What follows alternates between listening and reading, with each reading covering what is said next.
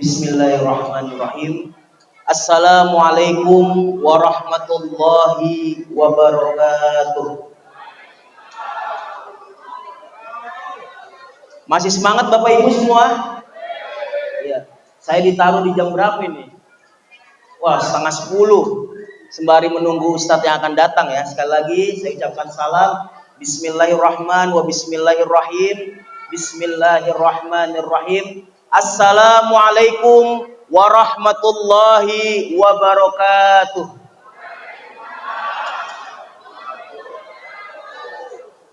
Alhamdulillah. Alhamdulillahi la yazidu fi mulkihi hamdul hamidin wa la yanqusuhu juhdul jahidin. Alhamdulillahi la tanfa'uhu ta'atu man ata wa la tadurhul ma'siyatu man asa. Alhamdulillahi la yugnihi syukru man syakar wa la yukfirhul kufru man kafar. Faman syakara fa innama yashkuru li nafsihi wa man kafara fa inna rabbi laghaniyyun hamid.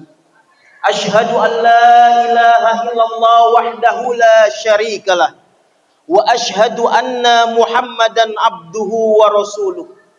Allahumma shalli ala sayyidina Muhammadanil fatih lima ughliq wal khatim lima sabaq nasirul haqqi bil haqq wal hadi ila siratikal mustaqim wa ala alihi haqqu qadrihi wa miqdarihil azim. Amma ba'du. Qala Allah Ta'ala fi kitabihil karim, a'udzu billahi minasy syaithanir rajim. Bismillahirrahmanirrahim. Ya ayyuhalladzina amanu taqullaha haqqa tuqatih wa la tamutunna illa wa antum muslimun. Ya ayyuhalladzina amanu taqullaha wa qulu qawlan sadida yuslih lakum a'malakum wa yaghfir lakum dzunubakum wa may yuti'illah wa rasulah faqad faza fawzan 'azima. Shadaqallahul 'azim.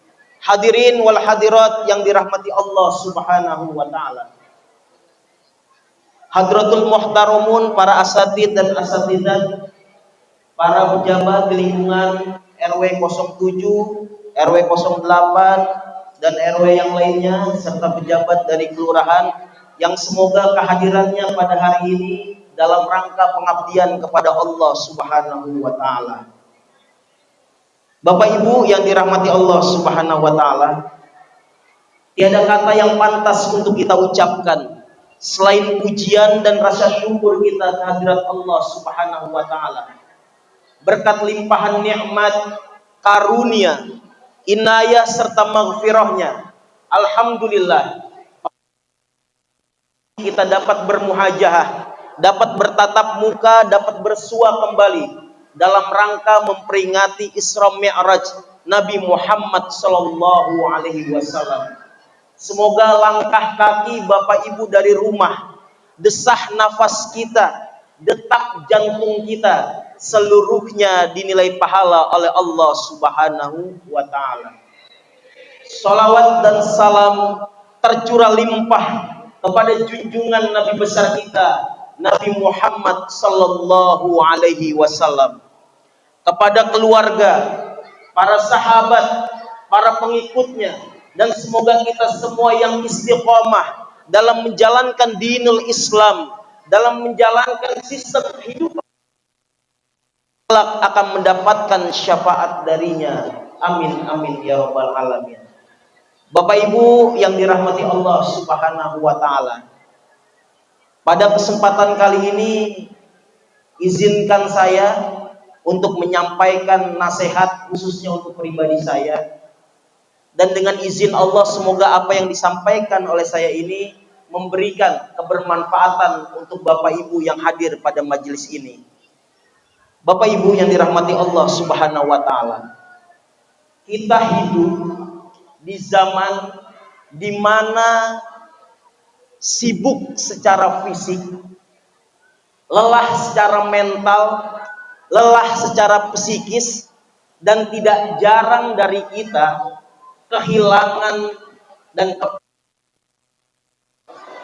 Maka dari itu, dalam rentetan sejarah peradaban manusia, wabil khusus rentetan sejarah peradaban kaum muslimin, Allah Subhanahu wa taala memberikan kepada kita peristiwa-peristiwa, momentum-momentum, kejadian-kejadian yang memberikan kepada kita kesadaran untuk kembali kepadanya. Saya ingin bertanya kepada ibu semua, ada tidak yang tahu di sini tanggal lahirnya dalam kalender Hijriah? Kalau ada yang tahu boleh angkat tangan. Kan kalau lahirnya tanggal segini, bulan segini, insya Allah pada tahu kalender Masehi. Ada tidak yang tahu lahirnya kapan di bulan Hijriah, di penanggalan Hijriah? Kalau ada yang tahu saya kasih hadiah nih Bapak Ibu nih. Yang mau googling silahkan, boleh googling. Buka HP-nya, tanya sama Google. Ada yang tahu? Oke, silakan. Kamu mau? Dicoba sini, maju. Ada yang mau maju? Bapak Ibu ada yang berani? Oke, silakan. Nah, maju nah. Alhamdulillah. Kamu lahirnya tanggal berapa? Lahirnya tanggal berapa? 10 Juni 2004. Oke, 10 Juni 2004. Di tanggal kalender Hijriah kamu tahu nggak lahirnya kapan? Belum tahu. Oh, belum tahu, nggak jadi kasih hadiah kalau kayak gitu. Browsing dulu di internet. Silakan, yang mau browsing silakan. Jadi minimal pulang dari sini diingat, oh ternyata saya pribadi saya lahir di tanggal 28 Jumadil Awal ya 1412 Hijriah. Jadi Bapak Ibu yang hadir di sini mungkin ada yang 30 tahun ke atas, ada yang 40 tahun ke atas, ada yang 50 tahun ke atas, bahkan 60 tahun ke atas. Pertanyaannya adalah, berapa banyak peristiwa dan momentum perayaan hari besar Islam yang pernah kita lalui dan jalani? Muharram, Maulid Nabi Muhammad sallallahu alaihi wasallam, Isra Mi'raj, Nisfu Sya'ban, Nuzulul Quran, Idul Fitri, Idul Adha. Begitu banyak perayaan hari besar Islam. Pertanyaannya adalah, dari sekian banyak itu mana yang membekas? Mana yang dapat kita maknai? Mana yang masuk ke dalam relung hati kita yang paling dalam? Sehingga agama Islam ini tidak hanya sekedar ritual semata, tidak hanya sekedar seremonial semata, tetapi agama Islam adalah untuk dimenangkan, untuk dijelaskan. Liyuzhirahu 'ala dini kulli wa kafa billahi syahida wa kafa billahi sabila. Agama kita, din Islam, perlu kita jelaskan, perlu kita zohirkan di atas sistem-sistem kehidupan yang lainnya, entah itu kapitalisme, komunisme, dan yang lain sebagainya. Kita harus zohirkan Islam ini menjadi saksi. Pertanyaannya selanjutnya, apakah tapak kaki kita sudah menuntun kita untuk menzohirkan dinul Islam? Maka dari itu, Bapak Ibu yang dirahmati Allah Subhanahu wa taala, pertemuan kita hari ini memperingati Isra Mi'raj Nabi Muhammad sallallahu alaihi wasallam 1400 berapa Bu Hijriah sekarang? Ya, 47 Hijriah. Temanya sudah jelas di sini. Mukjizat salat sebagai solusi mental health di era digital. Saya tidak akan bicara cerita tentang Isra Mi'raj karena saya yakin Bapak Ibu sudah mendengar itu. Tetapi saya ingin ngasih data ke Bapak Ibu semua. Suka tidak suka, di tahun 2025 kemarin Bapak Ibu, ada 1.200 lebih data orang Indonesia bunuh diri. Bayangkan, jadi hitungannya sebulan ada sekitar 100 orang bunuh diri.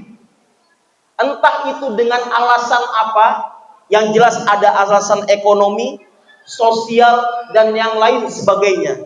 Ini menandakan bahwa degradasi moral, dekadensi akhlak yang dialami oleh generasi sekarang dan di bawahnya sudah terjadi begitu sangat amat membingungkan. Saya adalah guru sekolah dasar Bapak Ibu. Guru sekolah dasar yang melihat bagaimana perkembangan anak didik saya sampai saat ini. Ada anak yang disampaikan A, sampainya A, alhamdulillah. Ada anak yang disampaikannya semangka, jadinya kolak. Ada anak yang disampaikannya nasi uduk, jadinya pizza. Sudah jauh sampai itu. Pengaruh apa? Pengaruh. Kalau dibilang ini setan gepeng ini. Semuanya sudah scroll di sini. Daya fokus kita hanya 7 detik. 1, 2, 3, 4, 5, 6, 7. Habis itu scroll. Lewat. Jadi apa yang saya bahas tadi, insya Allah lupa. Afatul ilmi an-nisyan. Bencana ilmu adalah lupa. Maka dari itu Imam Ghazali mengingatkan kepada kita Bapak Ibu semua. Yang paling bahaya dalam hidup ini adalah ar-rajulu la yadri annahu la yadri. Adalah seorang yang tidak sadar, tidak tahu kalau dirinya tidak tahu. Ini bahaya. Orang kalau udah nggak tahu jadinya sotoy, diomonginnya ngotot, akhirnya berantem, sumbunya pendek, yang terjadi perpecahan. Semoga yang hadir di majelis ini adalah ar-rajulu yadri annahu la yadri. Kita sadar, kita duduk di sini bahwa kita adalah orang yang tidak tahu. Maka dari itu kita berdoa kepada Allah Subhanahu wa taala, semoga nanti Al-Mukarram Kyai Haji Aliuddin datang ke sini memberikan pengetahuan, pencerahan kepada kita, tidak hanya cukup di telinga, tidak hanya cukup di mata, tetapi bisa kita aktualisasikan dalam kehidupan kita di bumi Allah ini. Bagaimana Bapak Ibu? Siap Bapak Ibu? Oke. Agar tidak kehilangan esensinya, saya jelaskan secara singkat tentang Isra Mi'raj. Tidak perlu ditanyakan, Ustadz, nanti nanya lagi, Ustadz, perjalanannya ruh atau jasad? Apa jasad aja? Itu nanti mungkin disampaikan oleh Pak Kiai. Tapi yang saya ingatkan adalah Isra Mi'raj. Yang pertama, Isra perjalanan horizontal. Perjalanan horizontal dari satu wilayah geografis ke satu geografis lain, dari Masjidil Haram di Mekah menuju Masjidil Aqsa di Palestina. Perjalanan ini adalah perjalanan manusia yang diperjalankan oleh Allah Subhanahu wa taala. Jadi bukan Nabi Muhammad yang melakukan perjalanan, tapi Nabi Muhammad diperjalankan oleh Allah Subhanahu wa taala. Ini menggambarkan bahwa manusia harus membangun hubungan hablum minan nas antara satu manusia dan manusia yang lainnya, dan yang diambil simbol adalah masjid. Masjid adalah pusat peradaban, masjid adalah pusat intelektual, masjid adalah pusat spiritual, masjid adalah pusat finansial. Jangan sampai masjidnya megah nih, alhamdulillah ini megah dan berisi. Masjidnya megah tetapi miskin makna. Banyak rutinitas tapi minim esensi.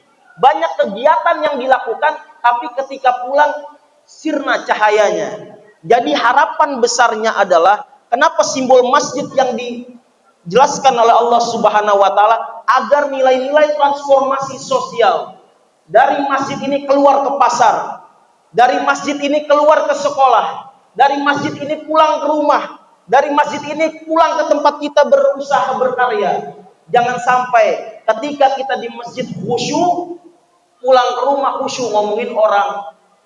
Jangankan pulang ke rumah, baru sampai halaman masjid udah gibah lagi. Jadi apa? Nilainya hilang. Karena siapa? Karena diri kita sendiri. Maka dari itu Bapak Ibu yang dirahmati Allah Subhanahu wa taala, dalam rangka perjalanan ini, hablum minan nas ini, coba deh sering-sering tanyakan kepada Bapak Ibu. Sering-sering tanyakan kepada bapak-bapak di sini, ibu-ibu. Kalau kita ingin melakukan kesalahan, pernah nggak nanya? Misalnya nih, ada pejabat di sini, saya nggak tahu RT, RW atau yang lainnya. Ketika mau melakukan penyelewengan, coba tanya pada dirinya, apa untuk ini aku dihidupkan? Ketika bapak ibu misalnya marah, ibu-ibu marah sama suaminya, tanya sama dirinya, apa untuk ini kamu dihidupkan? Bapak-bapak datang ke rumah, bawaannya marah aja lihat istri, istri ngeselin mulu nih.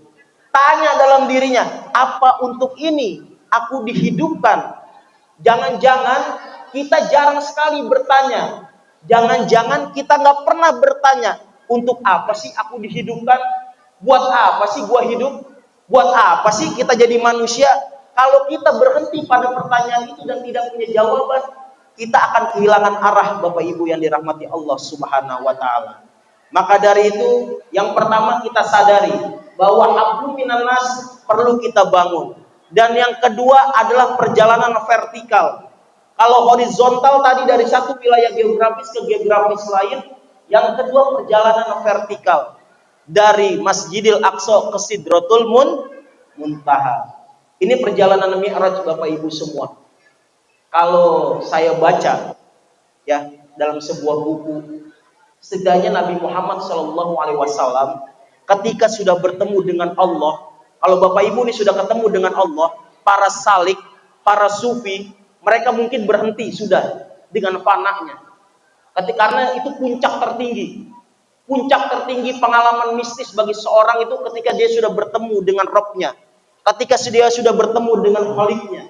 Tetapi kesadaran yang dibangun oleh Nabiullah Muhammad SAW adalah kesadaran profetik, kesadaran kenabian, bahwa ketika dia sudah bertemu dengan Khalik-nya, bertemu dengan kekasihnya, dia tidak lupa untuk turun ke bawah. Jadi ketika Bapak Ibu sudah kuliah S1, S2, S3, mentok di atas, nggak mau turun ke bawah, percuma Bapak Ibu. Bapak Ibu sudah baca 1, 2, 3, 4, 5, 6 buku, ditaruh aja di kepalanya. Tugas selanjutnya adalah menjadi intelektual organik yang menjelaskan itu kepada orang-orang yang ada di bawah Ibu. Agar apa? Agar kita ini, kaum muslimin hari ini tidak menjadi bangsa yang dibodoh-bodohi. Kita pernah menjadi mercusuar peradaban. Kita pernah berada dalam kejayaan. Tapi jangan sampai Islam hanya menjadi romantisme masa lalu. Ini yang bahaya nih. Dulu Islam pernah jaya. Iya, dulu. Dulu Islam pernah memegang kekuasaan. Iya, dulu pernah. Udah dulu pernah lagi. Udah dulu pernah. Tugas kita adalah merealisasikan yang disebut dengan Islam sebagai rahmatan lil alamin tidak hanya sekedar slogan, tidak hanya sekedar jargon, tidak hanya sekedar petatah dan petitih, tetapi benar-benar terejawantah dalam kehidupan kita di bumi Allah ini. Maka dari itu, setelah Nabi Muhammad SAW Mi'raj, bertemu dengan Allah, dia turun kembali. Untuk apa? Innama bu'istu liutammima makarimal akhlak. Sungguhnya aku diutus oleh Allah untuk menyempurnakan akhlak manusia. Jadi kita sudah punya panutan, kita punya tuntunan, yang mana hari ini terkadang kita bingung mana yang ditonton, mana yang dituntun. Entah itu siapa yang ditonton, siapa itu yang dituntun. Tetapi Islam sudah menggambarkan secara jelas bahwa yang ditonton, yang dituntun adalah Nabi Muhammad Sallallahu Alaihi Wasallam. Kita mustahil bisa mengikuti sosok paripurna Nabi Muhammad. Minimal doa dalam hidup kita. Ya Allah, kalaupun saya tidak bisa menjadi orang baik, izinkan saya menjadi debu yang melekat di kaki baginda Nabi Muhammad Sallallahu Alaihi Wasallam. Minimal kita adalah debu yang melekat di kakinya. Minimal kita adalah sosok, entah itu serpihan atau buihan, tetapi kita mencontoh kehidupan Nabi besar Muhammad Sallallahu Alaihi Wasallam. Itu yang pertama, Isra Mi'raj. Dan yang terakhir, 3, yaitu hadiah dari Isra Mi'raj adalah sholat. Saya tidak tahu sejauh mana intensitas ibu dengan sholat. Apakah sholatnya itu cukup 5 kali sehari, atau ibu sudah ditambahkan dengan sholat sunnah? Kehadiran kita hari ini di sini, yuk sama-sama mengingatkan di rumahnya masing-masing. Malam ini tertidur, tengah malam bangunin suami, bangunin istrinya yang sah, jangan orang lain. Ibunya bangunin anaknya. Untuk apa? Melaksanakan sholat sunnah. Pak, saya belum bisa, pelan-pelan. Tidak bisa langsung berubah 100%, kecuali dengan hidayah Allah. Kita berproses dalam hidup ini. Selanjutnya, usahakan sholat sunnah, qobliyah, ba'diyah, duha, hajat dan yang lain sebagainya. Agar apa? Agar koneksi kita kepada Allah Subhanahu wa taala itu tetap terjaga.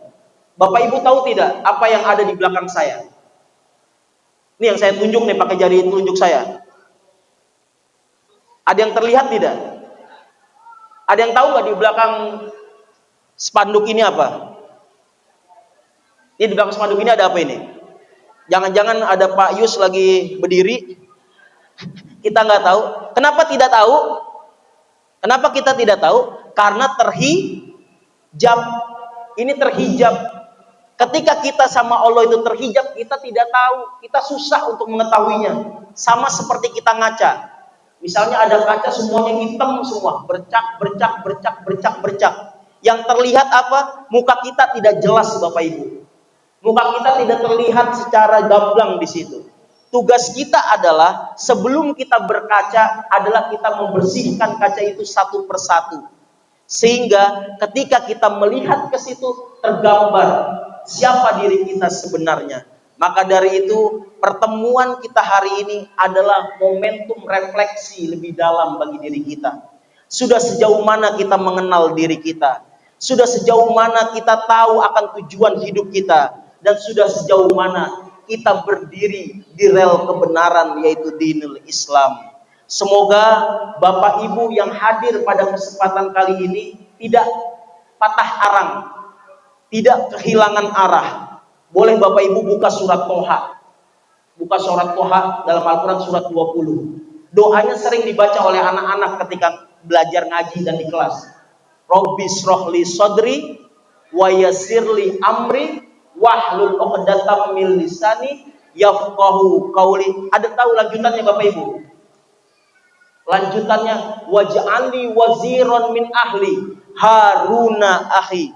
Ya Allah, jadikan penguat bagiku. Siapa penguatnya kata Nabi Musa? Harun sebagai penguatku. Jadi dalam Islam tidak mungkin kita berjalan sendirian. Dalam perjuangan menegakkan dinul Islam tidak mungkin ibu sendiri, bapak sendiri. Maka dari itu butuh yang namanya jamaah, butuh yang namanya komunitas, butuh yang namanya kebersamaan, kesadaran kolektif yang menimbulkan kesadaran ilahi dan kesadaran ihsani. Apa itu kesadaran ilahi? Sadar bahwa setiap apa yang kita lakukan akan dipertanggungjawabkan di hadapan Allah Subhanahu wa taala. Kesadaran ihsani adalah diambil dari kata ihsan, anta'budullaha ka'annaka tarah fa illam takun tarah fa innahu yarah. Beribadahlah kita seolah-olah Allah Subhanahu wa taala kita melihatnya. Kalau tidak yakin Bapak Ibu, Allah Subhanahu wa taala melihat kita semua. Siap Bapak Ibu menjadi orang yang lebih baik lagi dari sebelumnya? Siap Bapak Ibu? Siap. Nah, saya akan mengakhiri pertemuan ini dengan sebuah kisah. Semoga saya selesai kisahnya, kiainya datang nih Bapak. Kisahnya kayak gini. Kalau yang udah pernah dengar, pura-pura belum pernah dengar aja. Ini saya mulai kisahnya seperti ini. Di jalan tol, gambarin aja, Ibu visualisasikan. Di jalan tol kendaraan berjalan kencang.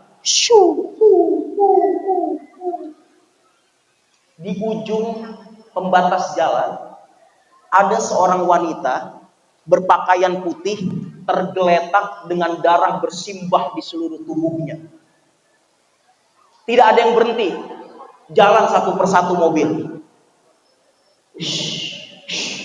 Anggap aja tol Jakarta Merak jalan terus. Sampai akhirnya ada satu mobil Pajero warna putih berhenti. Sen kiri dulu. Turun.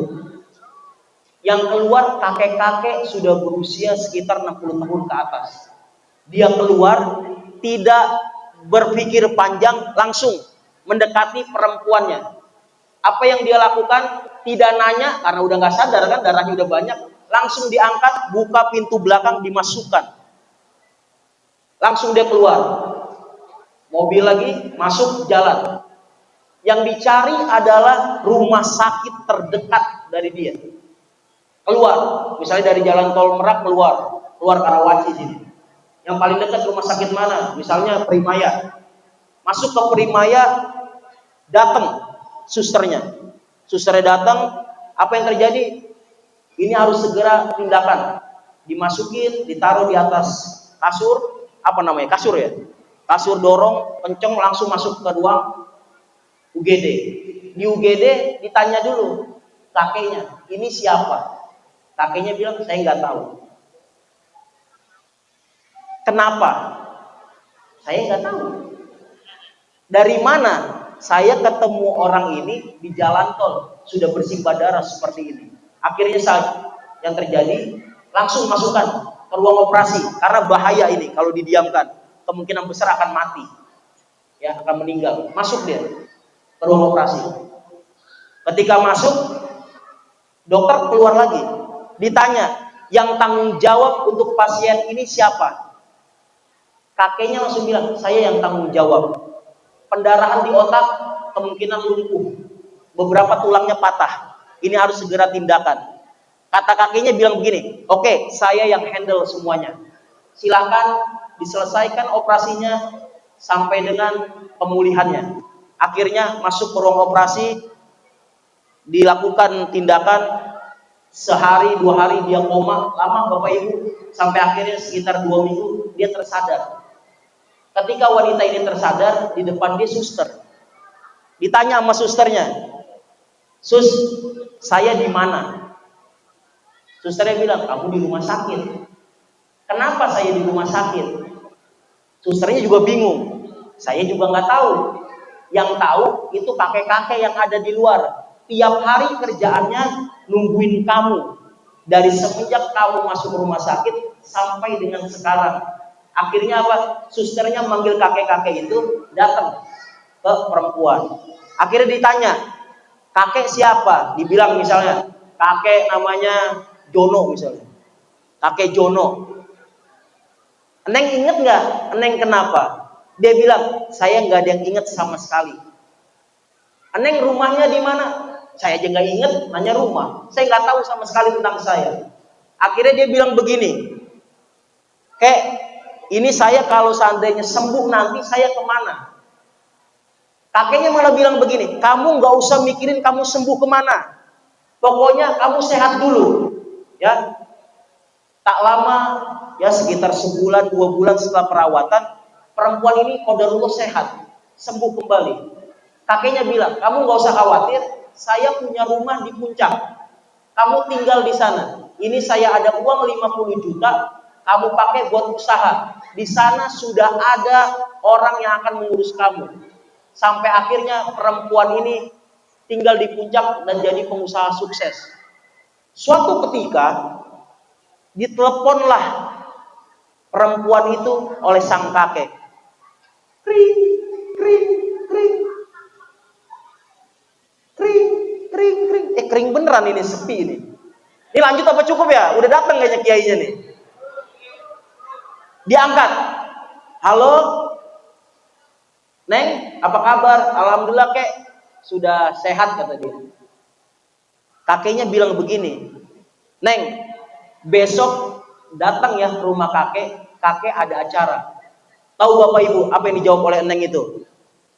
Dia bilang, "Maaf, saya sibuk."